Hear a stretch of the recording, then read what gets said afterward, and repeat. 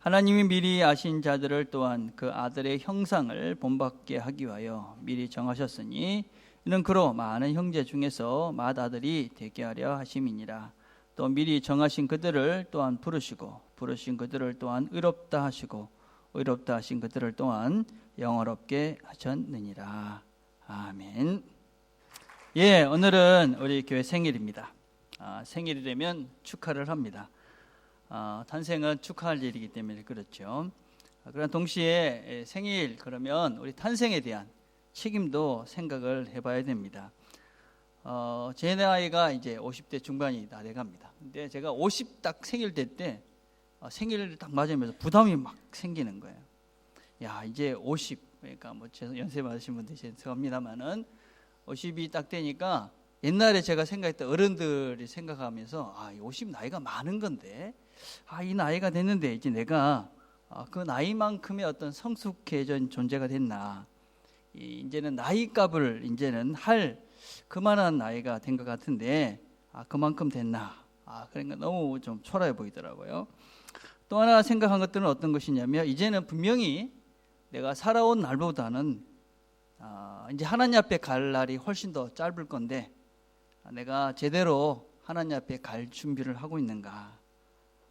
우리가 언제 부르면 뭐 언제든지 우리가 가야 되는 존재이지만 그래도 50이 넘고 나니까 이제 뭐 언제 부를지 모르지만 그래도 이제 확실한 거는 살아온 날보다는 하나님 앞에 갈 날이 얼마 남지 않았는데 이거 내가 갈 준비를 제대로 하고 있나, 그런 생각을 한 적이 있습니다. 그리고 지금도 이렇게 살아갈 날들이 살아온 날보다 적기 때문에 참 갈 준비를 잘해야 되겠다.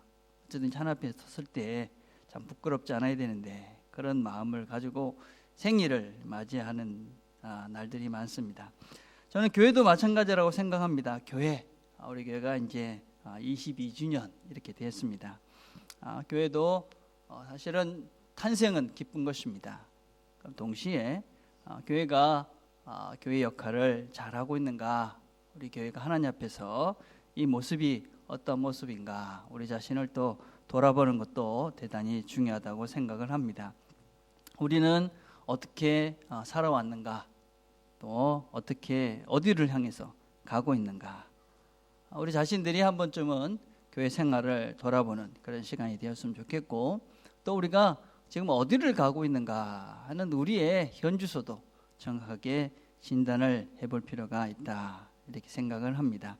우리 교회가 어디로 가고 있는가, 그것은 우리 개인들이 어떤 교회를 이루고 있는가, 어떻게 내가 가고 있는가를 보면 알 수 있다고 생각합니다.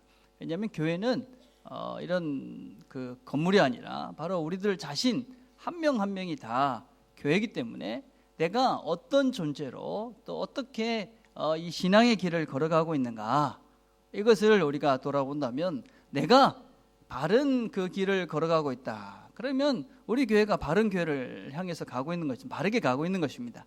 그렇죠. 내가 바르게 가고 있지 못하다, 그러면 우리 교회는 바르게 가지 못하는 것이죠. 그죠?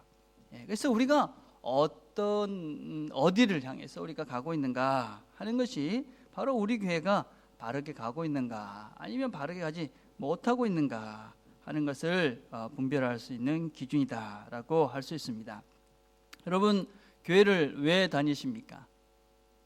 여러분, 교회를 다니시잖아요. 예배를 드리잖아요. 교회를 왜 다니십니까?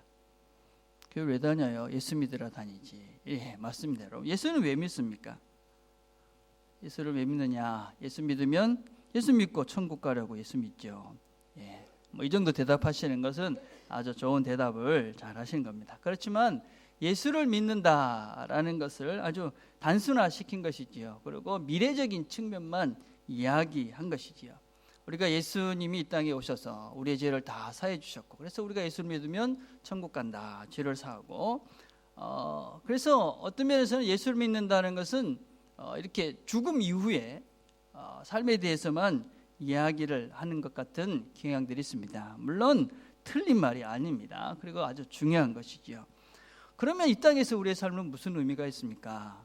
그러면 뭐 지금 예수 믿었고 그러면 죽고 나면 천국 가면 되니까, 그럼 예수 믿는다는 것의 현실적인 지금의 의미는 무엇인가 하는 것입니까? 무엇인가 하는 것입니다, 여러분. 예, 천국 가는 것 중요하지 않다, 안 그렇습니다. 중요합니다. 그렇지만 우리의 지금의 삶이 과연 무슨 의미가 있고, 그러면 그 천국 간다는 것도 무슨 의미가 있는가 하는 것을 우리가 잘 이해하여만 합니다. 여러분, 교회를 왜 갑니까? 예수를 믿습니다. 예.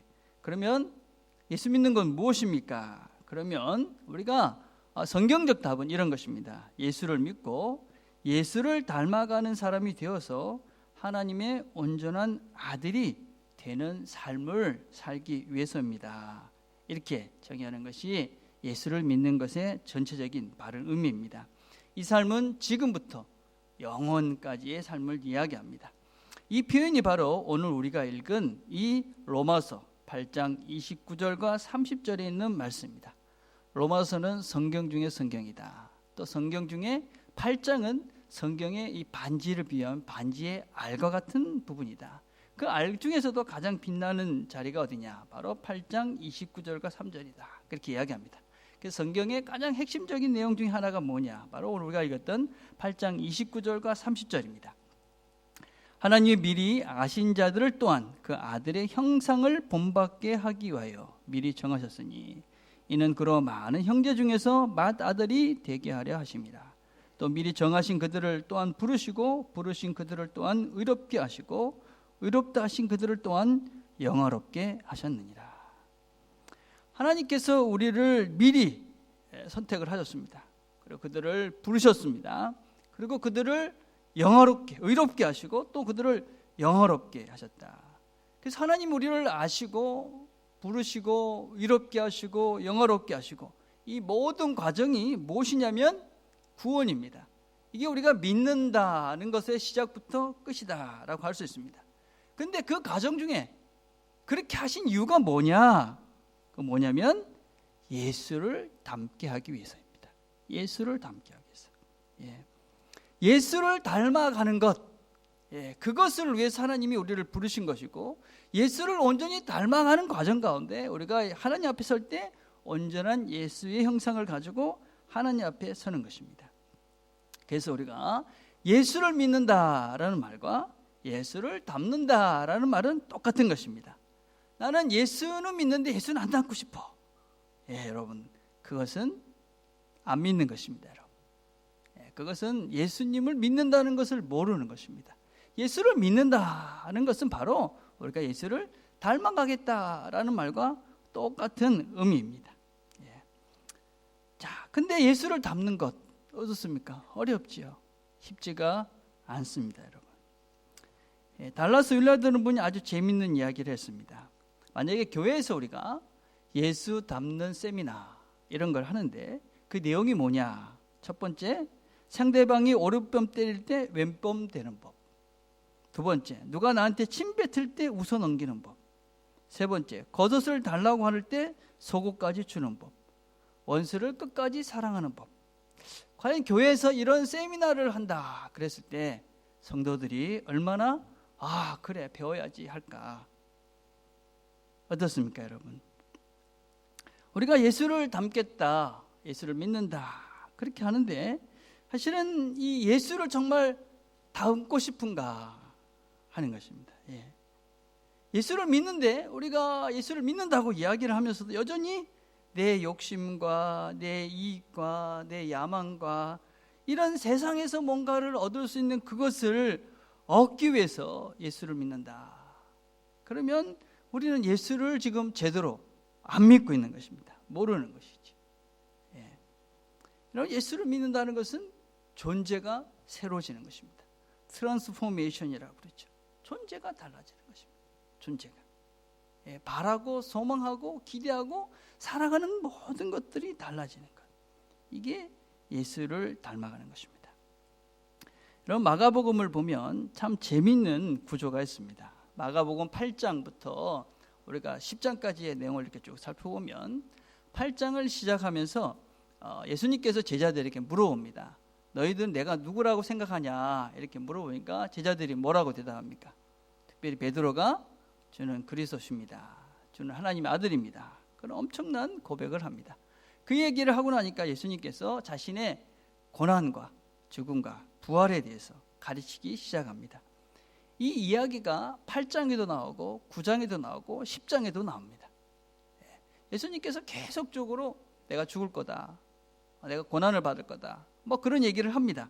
그럴 때마다 제자들은 어떻게 반응을 하냐면 맨날 같이 주님 나한테 한 자리 주십시오. 내가 더 높은 자리 돼야 되겠습니다. 내가 좀 더 이렇게 주님 이렇게 헌신했으니까 좀 많이 뭔가 주십시오. 계속 그런 얘기를 반복적으로 하고 있습니다. 그런데 이 8장 앞을 이렇게 보면 8장 주님께 그런 그 고백을 드리는 주님의 어떤 그런 그 고난에 대해서 이야기하시기 전에 맹인의 이야기가 나옵니다. 맹인, 눈뜬 장님 이야기가 나와요. 장님. 그리고 주님께서 그 장님을 고쳐주시는 장면이 나와요. 그런데 8장, 9장, 10장에 계속적으로 주님께서 그 고난에 대해서 이야기하고 제자들은 늘 엉뚱한 반응을 합니다. 내가 더 높아져야 됩니다. 내가 더 큰 사람이 돼야 됩니다. 외정이 돼야 됩니다. 그렇게 다 말씀하시는데 10장에 가서는 주님께서 자신의 이 고난을 아주 구체적으로 이야기합니다. 10장 33절과 34절 이렇게 말합니다. 보라 우리가 예루살렘에 올라가노니 인자가 대제사장들과 서기관들에게 넘겨지매 그들이 죽이기로 결의하고 이방인들에게 넘겨주겠고 그들은 능욕하며 침뱉으며 채찍질하고 죽일 것이나 그는 3일 만에 살아나리라. 자, 이 말씀을 하시고 난 다음에 제자들은 또 싸웁니다. 내가 위정해야 됩니다. 내가 좌회정합니다. 막 싸웁니다. 근데 그 다음에 어떤 이야기가 나오냐면 다시 맹인의 이야기가 나옵니다. 맹인 바디메오의 이야기가 나옵니다. 참 재밌지 않습니까? 예수님께서 이렇게 그 죽음에 대해서 고난에 대해서 이야기하면서 그 앞에 맹인의 이야기로 시작하다가 그 얘기를 마치는 그 순간에 다시 한번 또 맹인의 이야기로 이야기의 마무리를 짓고 있습니다. 무슨 이야기겠습니까, 여러분? 너희들, 이 눈뜬 장님 같은 너희들, 영적으로 눈 감은 너희들, 좀 예수 믿는 것이 무엇인지 좀 똑바로 알아라. 그런 얘기일 것 같지 않습니까? 여러분, 마가복음은 이 베드로가 사실 마가에게 이야기해 준 그것을 근거로 해서 성령님께서 그를 감동해서 기록한 것입니다. 마가는 베드로의 어떤 통역관이었을 가능성이 많습니다. 마가는 헬라 말도 잘하고 히브리 말도 잘했기 때문에 이 베드로가 이렇게 다른 나라, 이 히브리 나라를, 이 헬라 나라를 다니면서 이 통역을 했어요. 그래서 예수님의 얘기를 많이 해줬고 또 그 얘기를 근거로 해서 이 마가복음을 기록했어요. 근데 이제 베드로가 이야기를 했겠죠, 그죠? 야, 우리가 사실은 그렇게 어리석었어. 예수님께서 그렇게 죽음에 대해서 고난에 대해서 당신이 그렇게 그 힘든 능력을 받는 그런 얘기를 했는데도 우리는 맨날 싸웠어. 그런데 장님이었던 사람들은 그 주님을 알아보고 주님을 따라갔어. 그 얘기를 하고 있는 것이죠. 예. 여러분, 예수님께서는 예수를 따르는 자의 삶에 대해서 어떻게 이야기를 하고 있느냐면요, 8장 34절에 보니까 무리와 제자들을 불러 이르시되 누구든지 나를 따라오거든 자기를 부인하고 자기 십자가를 지고 나를 따를 것이니라. 예수를 믿는다는 것은 십자가를 지고 따르는 것이다. 제자들은 내가 더 높은 사람이 되어야 됩니다. 9장 35절엔 또 이렇게 이야기합니다. 예수께서 앉아서 12 제자를 불러서 이르시되 누구든지 첫째가 되고자 하면 무사람의 끝이 되며 무사람을 섬기는 자가 되어야 하리라. 서로 높은 사람이 되어야 되겠다. 그런 제자들을 갖다 놓고 너희들이 정말 하나님 나라의 높은 사람이 되고 싶으냐? 섬기는 자가 되어야 된다. 10장 44절에 또 이렇게 얘기합니다. 너희 중에 누구든지 으뜸이 되고자 하는 자는 모든 사람의 종이 되어야 하리라. 주님, 나는 위정, 우리 동생은 좌회정. 그러니까 그 얘기를 들은 제자들이 저끼리 막 싸웁니다. 이런 제자들을 향해서 으뜸이 되고자 하느냐? 모든 사람의 종이 되어야 된다. 여러분, 예수를 믿는다는 것은 예수를 닮는 것이고 예수를 따라 사는 것입니다. 예수를 닮는다라는 것은 우리가 무슨 그 능력을 행하는 거죠. 그래서 무리를 막 걸어 다니고, 그죠? 병자의 손을 얹으면 뭐 병이 다 고쳐지고, 그죠? 뭐 이런 것이 아닙니다, 여러분. 십자가에서 자기를 조롱하고 비웃고 못 박는 자들을 향해서 용서를 선포하시는 겁니다. 자기를 배반하려는 그 자들, 배반하고 자기를 팔려는 그 사람들을 끝까지 사랑하는 그 사랑을 닮아가는 것입니다. 자기를 버리고 떠난 제자들을 다시 찾아가셔서 다시 회복시키시고 그들을 다시 한번 새롭게 시작하는 그 예수님의 그 넓은 마음들을 우리가 배워가는 것입니다. 이것이 예수를 믿는 것이고 예수를 닮아가는 것이고, 우리가 이런 존재로 살겠다, 이런 존재가 되고 싶습니다. 그게 예수 믿는 것입니다. 내가 예수를 믿으면서도 여전히 내가 예수 믿으면 어느 날 대박이 날 것 같고, 그렇죠? 갑자기 기도하면 병이 막 날 것 같고, 그렇죠? 내가 원하는 모든 것들이, 내 고집, 내 뜻, 이런 것들이 이루어질 거라고 만약에 믿으면서 그걸 성취하기 위해서 신앙생활을 한다면 나는 아직 눈뜬 영적 맹인이다 라는 것입니다. 내가 정말 뭘 바라보고 가고 있는가? 내가 정말 이렇게 예수를 제대로 믿고 제대로 닮아가고 싶은 마음으로 예수를 믿고 있는가? 신앙의 길을 걷고 있는가? 쉽지가 않습니다. 쉬운 일이 결코 아니죠, 그렇죠? 세상은 우리 보고 그렇게 낮아지라고 하지 않잖아요, 그렇죠? 내 고집을 이렇게 이뤄가는 것이 성공하는 것 같이 생각하지 않습니까? 그렇죠? 그럼에도 불구하고 우리가 희망을 가질 수 있습니다. 왜냐하면 결국 그 맹인을 고쳐주신 분이 예수님이고, 또 결국 그 답답하던 그 제자들을 새롭게 만들어주신 분도 주님이시기 때문에 그렇습니다. 마가복음 10장 46절에서 52절까지의 내용은 이 거지 그 맹인인 이 바디메오를 고쳐주시는 그 이야기입니다.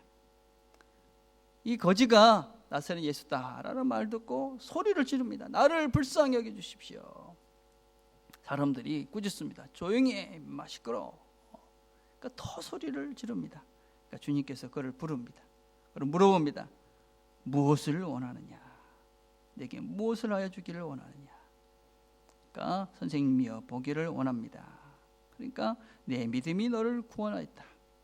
보게 되고 예수님을 바로 그 길에서 쫓아갑니다. 우리가 예수를 정말 알고 예수를 향해서 우리 영적인 눈을 띄어가는 그 과정 가운데는 어려움이 있습니다. 우리가 예수님께 나간 데는 항상 어려움이 있습니다. 이게 만만하지가 않습니다. 우리의 눈을 띄는 그 과정은 쉬운 일이 아닙니다. 쉬운 일이 결코 아닙니다. 방해가 있습니다. 주변에 사람들의 눈이 있습니다. 아직까지 내가 살아왔던 아직과 고집과 편견이 있습니다. 내가 배운 지식들이 있습니다. 어려움이 있습니다.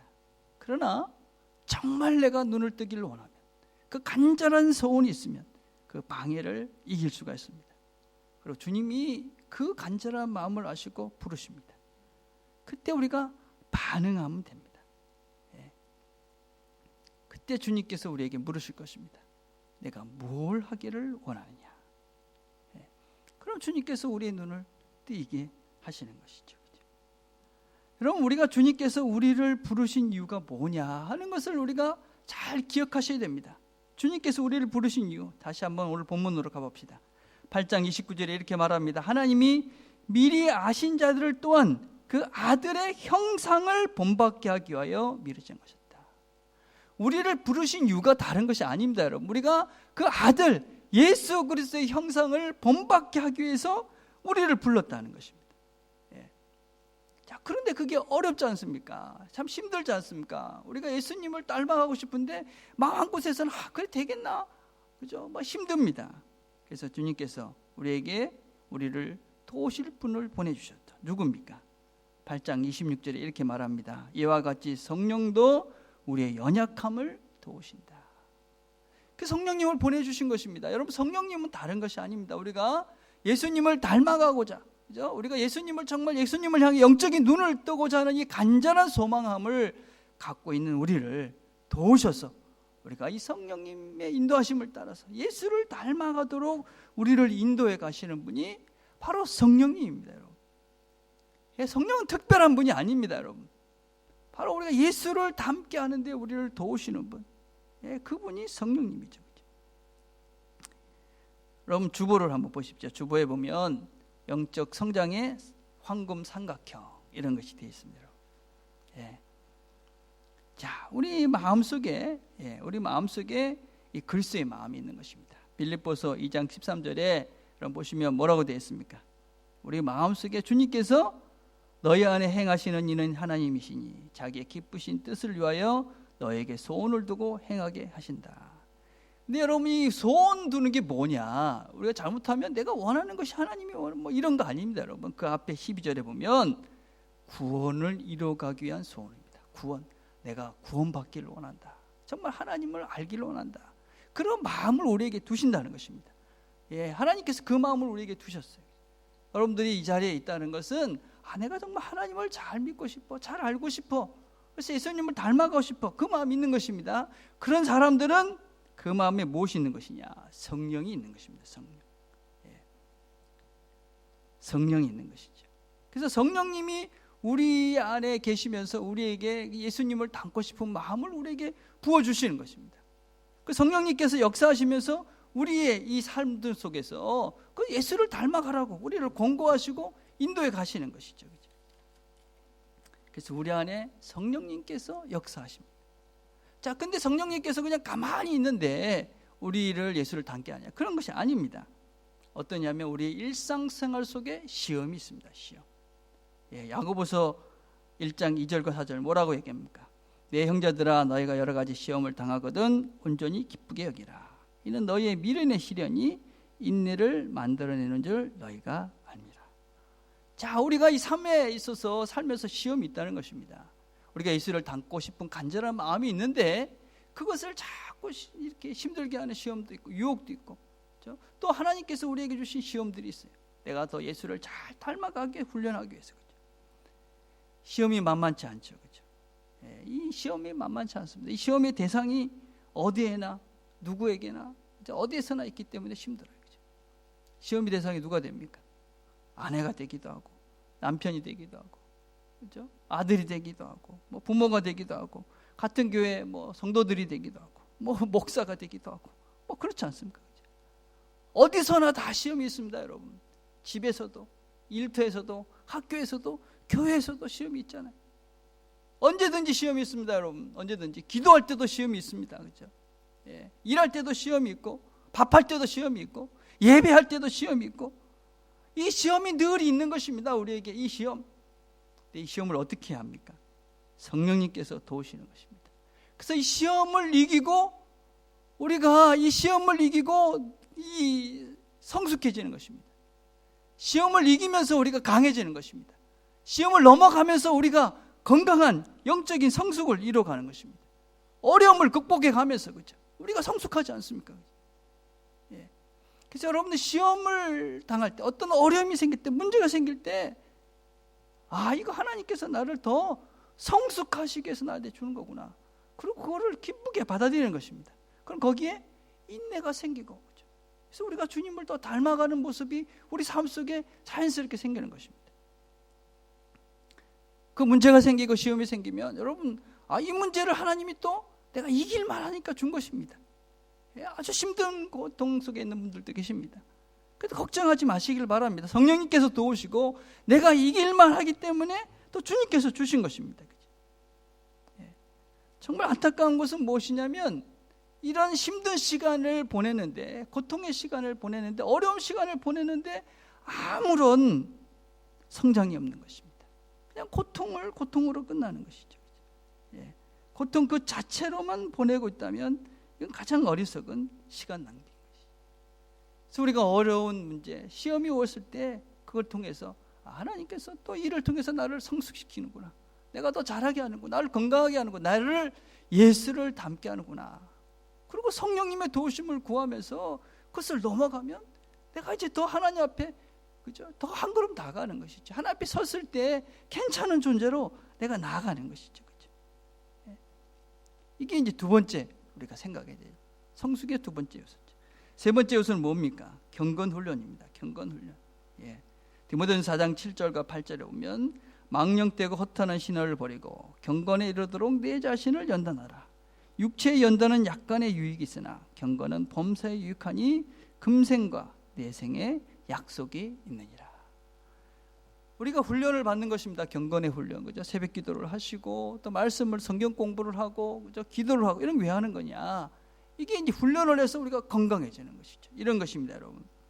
전쟁이 있습니다. 전쟁 가기 전에 뭐 합니까? 전쟁터 나기 전에 훈련을 합니다, 군대에서. 그죠? 그래서 훈련을 막 해서 전쟁터에 나가요. 전쟁터에 나갑니다. 싸우잖아요, 그죠? 그걸 또 어떻게 합니까? 돌아와가지고 야, 하니까 이게 부족하더라, 이게 더 해야 되겠다. 또 훈련을 합니다. 그러고 나서 또 싸우고. 똑같은 것입니다. 그래서 영적인 훈련을 하지 않고 그냥 시험만 받으면 어떻게 됩니까?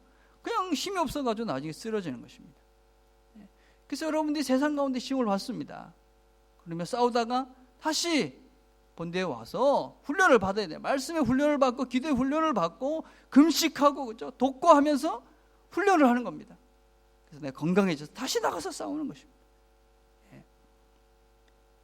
이 훈련의 조교가 누굽니까? 성령님인 것이죠. 성령님께서 우리의 이 경건의 훈련을 도우시는 것입니다. 우리가 잘 어떻게 세상에 싸울 수 있도록, 믿음을 성숙해져 갈 수 있도록 그 성령님이 도우시는 거죠. 싸움에 가는 현장에 우리의 지도자가 누굽니까? 성령님입니다. 이 영적인 싸움, 이 시험을 이길 수 있도록 우리를 이끌어 가시는 분이 또 누구냐? 이 성령님이시죠.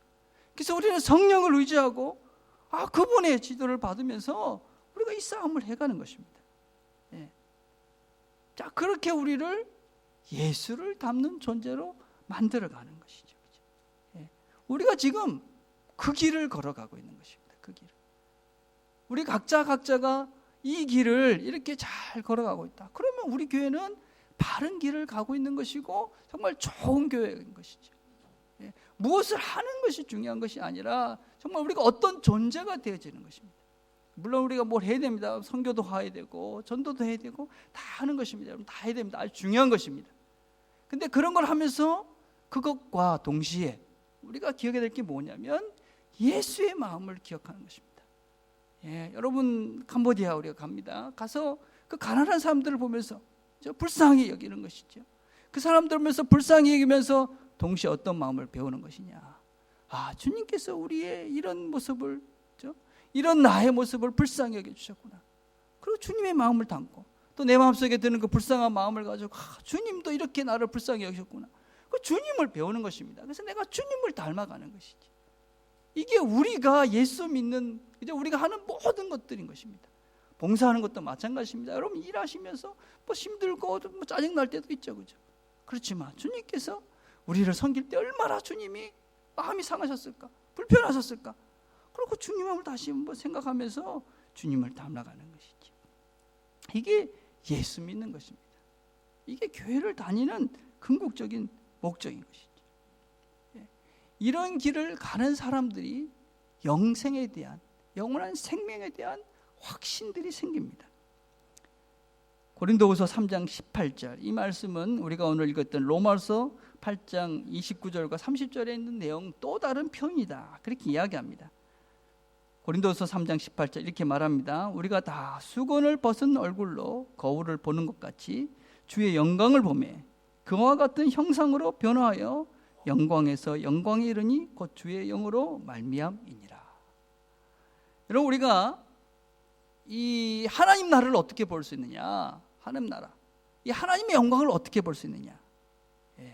내가 하나님의 형상이 되어질 때 이 하나님의 진정한 영광을 볼 수 있다 하는 것입니다.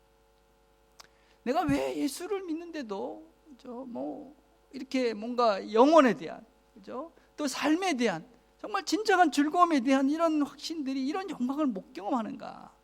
그거는 내가 예수와 같은 형상으로 변화되지 않았기 때문에 그렇습니다. 쉬운 예를 이런 것입니다. 여러분, 우리가 예수님께서 우리를 용서해 주셨습니다. 그래서 우리는 죄에 대한 그런 믿음, 하나님께서 나 용서해 주셨어, 그런 믿음들이 있죠. 그렇죠? 그런데 내가 정말 누구를 진정으로 용서하고 그 사람을 진정으로 사랑해 보지 않으면 이것에 대한 확신들이 안 생깁니다. 내가 진짜 용서하고 진짜 사랑해 본 경험들이 있어야 주님이 이렇게 나를 사랑하시고, 이런 확신 속에 내가 신앙생활을 바로 할 수 있는 것입니다. 내가 주님을 이렇게 닮아가면 닮아갈수록, 그죠? 물론 여러분 1대1은 아닙니다. 내가 주님을 하나 닮으면 주님이 10개쯤 보여요. 내가 2개쯤 닮아가면 주님이 한 100개쯤 보여요. 그 소망들이 더 커지는 거예요. 내가는 정말 조금밖에 안 해도, 내가 조금 이렇게 애를 써야 돼. 나중에 그것도 아무것도 아니다는 것도 우리가 깨닫지만, 그렇게 되면 하나님께서 우리의 은혜를 베푸시는 거예요. 그래가지고 내가 감당할 수 없는 그 은혜를 내가 누리는. 그래서 영원한, 여러분 영원이 어떻게 상상이 됩니까? 영원한 건데. 근데 내가 하나님을 조금 알기 시작하면, 조금 닮아가기 시작하면 그 영원한 영광이 보인다니까요. 그걸 소망하게 된다니까요. 그게 정말 내 눈앞에 있는 것 같은 그 영광이 보인다니까요.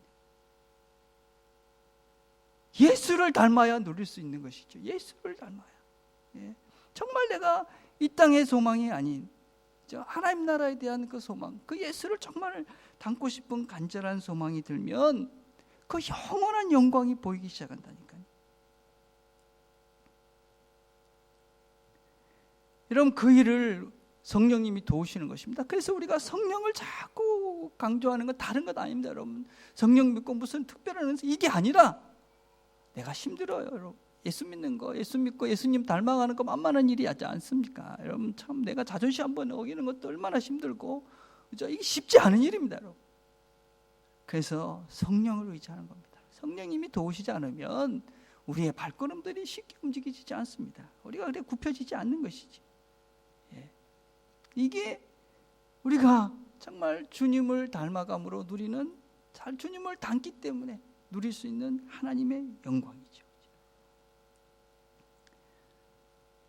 우리 삶 속에서 이 예수의 형상을 이루어가면 이루어갈수록 우리는 영원을 누릴 수 있고 하나님을 누릴 수가 있는 것입니다.